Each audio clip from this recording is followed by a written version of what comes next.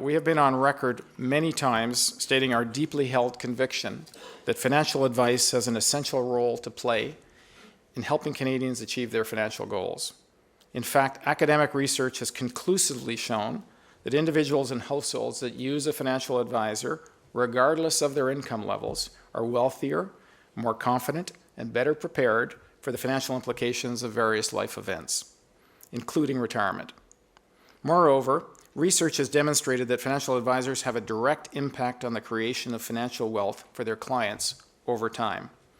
And contrary to the belief of some, financial advisors don't just help high-income Canadians. The value provided by financial advisors flows principally from the impact they have on people's behaviors. They encourage good savings disciplines. They get people to invest in higher returning asset classes. They help optimize the use of available tax-incentivized savings programs. And they help mitigate people's tendency to want to sell everything when markets are down. In other words, they help them stay invested. Many observers wrongly think that all a financial advisor really does is help push one investment product over another. Yes, they advise on appropriate product choices, but that's actually a very small part of the value that a financial advisor provides. There is substantial value in financial advice, and it is essential that Canadians across income and wealth levels continue to have access to this, which leads me to our concerns. Both with respect to mutual fund fees and a debate around client best interest standards, which sound like terrific ideas as regulators and others have put out various discussion papers, the proposals being made have serious concerns around what they could do for the access of financial advice in the future. Regulators are concerned about built-in conflicts of interest in some of the compensation mechanisms for financial advisors. So let me first say that we unreservedly agree that the client's interest should always come first. And we agree that conflicts of interest should be minimized, and there should be full transparency in disclosing conflicts of interest. Where we would differ with some of the proposed approaches on how to mitigate these conflicts, if and when they arise. We don't think that eliminating the option of paying for financial advice through embedded compensation in financial products, such as mutual funds or other products, will help Canadians.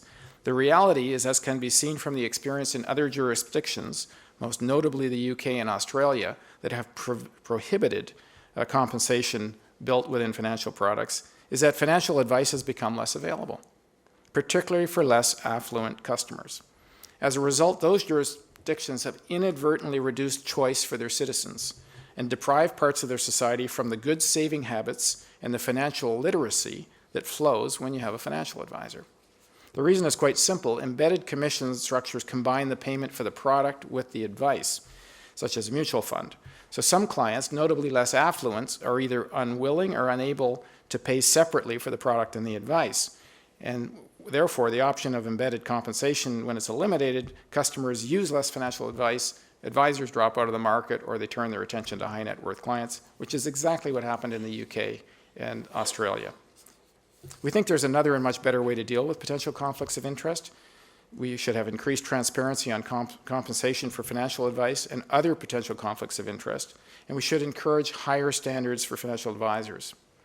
Both will help nurture trust between clients and their financial advisors, which is the basis for creating relationships and ultimately financial wealth and security for Canadians. On transparency, Canada has made great progress with the recent CRM2 standards, which our companies have been very quick to adopt. And ahead of that, we did that, by the way, ahead of the full implementation deadlines. So regulators should make sure that CRM2 is thoroughly implemented and, where needed, improve on it. And as to the quality of financial advisors, I think we can take a page out of the Quebec government's playbook. They have come up with stringent education and training requirements for carrying the title financial planner, and they've tabled those. We note that Ontario, a good thing, has started a reflection process along similar lines. So summing up, we think eliminating choice for Canadians by eliminating embedded compensation will put access to financial advice at risk, especially for less affluent members of our society.